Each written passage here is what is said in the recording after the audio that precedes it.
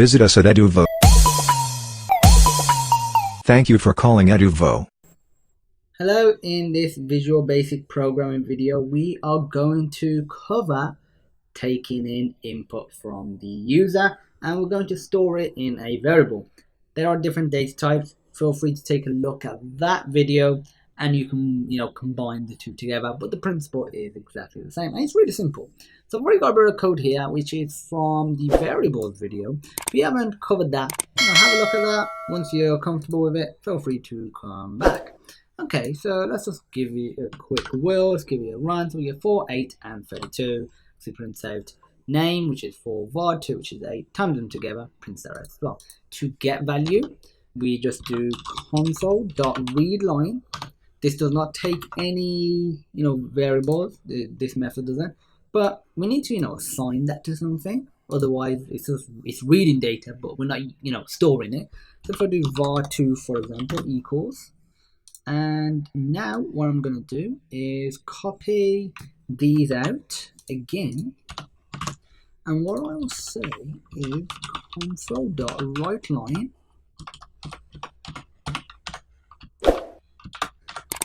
input a number. So if I were to run that now, so it says 4, 8, 32, input a number. Let's say if I put in 23, run it, and it prints out 4 because name didn't change. var2 is 23, prints out the calculation of name times by var2, which is 4 times by 23 now, not 4 times 8, 4 times 23. 4 lots of 20 are 80, 4 lots of 3 are 12, 80 plus 12 is 92. Boom, bammy, boom, we get 92. And that's it for console input. Like I said, you can store it in any type of data type you want. And thank you for watching, and I look forward to seeing you in the next programming video. Hello, in this Visual Basic video, I am going to cover data types. So we have done variables before. If you haven't, feel free to go back to that video. Any questions, reach out and I will help you. Okay, so data types. This is a data type, integer, stores whole numbers, and it actually has a range. It's not an infinite amount. So the actual range is you can store up to 4 bytes in memory, and to put that in more tangible form, it has a range between negative 2,147,483,648 and 2,147,483,647. So a large value, but still has limitations. What if we want to, have a larger number than that? We can have a data type called a long. So if I do, and what I'll actually do is console.writeLine, I'll put in name like so. Now I'm going to create another one. You know what? Nah, that's fine. I'm going to do dim. I'm going to call this int var, the int variable. I'm going to call this long var. Let me copy this so this is everywhere that it needs to be, and it will be as long now. And if I do long var equals 8, do console.writeLine long var, and if we run it, we get 4 and 8. They work just as they normally would. But let's put a value larger than what is acceptable in a regular integer. So if I put 2147,483, so 483, 647 is the largest value.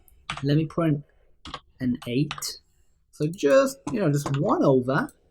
It actually gives an error. It says constant expression not represented in type integer.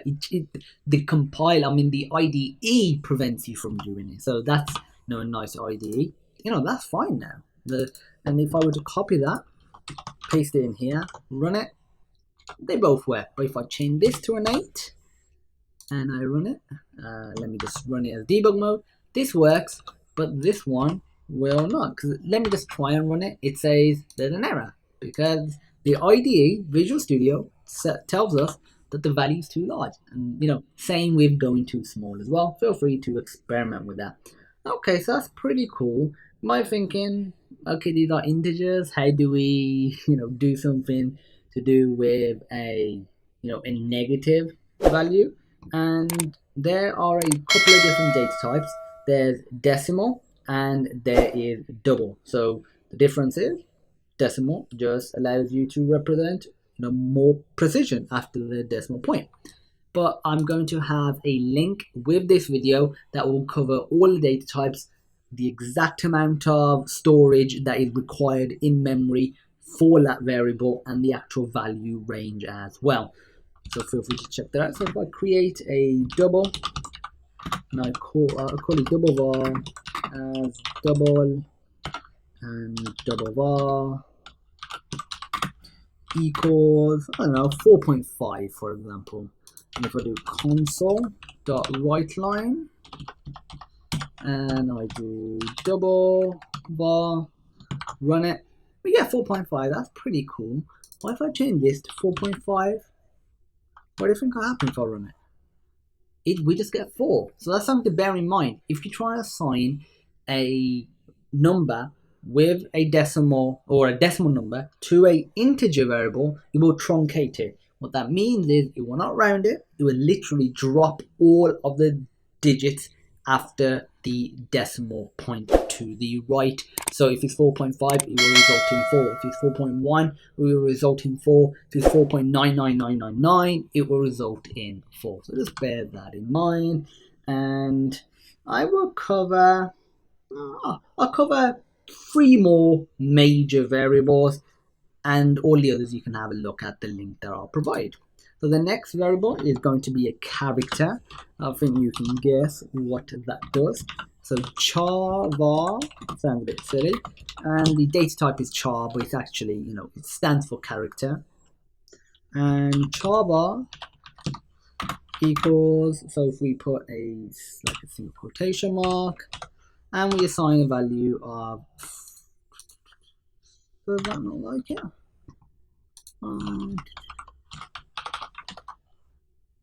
There we go. Okay, sorry, double quotation mark. So if I assign, we can assign like a letter, for example.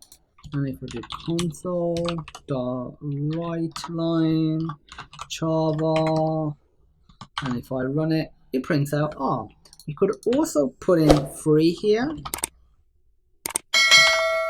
and it still prints out 3, but the thing to bear in mind, 3 here, and let's just say if we assigned 3 over here, I'll just bring this back to the original large value. But if we assign 3 to an integer or a long variable, they will be different, because a character 3 is from the ASCII table, so it'll represent a different value. And feel free to check out the ASCII table. I'll provide a link with that as well. And whereas the number will just be the number. The next variable I'm going to cover is strings, and that allows you to basically bunch up a group of characters to represent a word, for example. So if I put dim string var as string var equals double quotation mark, and you just put your string. So if I put in hello world, like so, and I do console.writeLine string var, and if I run it, it prints out hello world. So string data type is just a variable that stores multiple characters. You could just put 1 character in there like that. That's fine. It doesn't have to store more than 1, but it allows you to store more than 1. The final major one I'm going to cover is a boolean. So dim boolean var as boolean, also known as bools. So a boolean variable is something that either has a true or false value. It's on or off, 0 or 1, that sort of stuff. And if I do boolean var equals true, for example, console.writeLine boolean var, run it, it prints out true. By putting false, it prints out false. So it just allows, it's great for flags or keeping track of stuff. So maybe if you're keeping track if the user has loaded a file, but you just want to know, once they've loaded it, maybe you send a signal, but you don't care what it is. A boolean variable is great for that because it's either off or on, 0 or 1, false or true. That's it for data types. If you have any questions, feel free to ask. And as usual, I look forward to seeing you in the next programming video. Hello, in this Visual Basic tutorial, I am going to run through constant variables, so also known as constants. So what are a constant or constant variable? They're a variable that has a value that can't be modified. Simple as that, they are constant. So to create one, we would do something like const, then the name of the variable. So I'll say var awesome equals, I don't know, 4, for example. It knows the data type, itself automatically. You can specify a data type. So if you were to do as integer, for example, you would have to make sure you assign the value on the line, because remember, you can't assign the value later on. So either method is fine. So if we do it like this, so instead of dim, put const, and now we can do console.writeLine equals, what the hell? Open up an older version of Visual Studio. Do not want to do that. Let's close that. Okay, so if I pass in var awesome, and if I run it, it prints out 4. That's pretty cool. And before we go into trying to modify it, let's just create another, variable. So call it var2, and we'll keep the same integer. And we could assign the value here, but we'll assign it afterwards. So var2 equals 5. And if I do console.writeLine var2, then if I do console.writeLine, and if I do var2 times by var awesome, this all still runs, So running again, 4 times 5 is 20. That's all good. But if I were to try and do something like var2 equals var awesome, this will still run.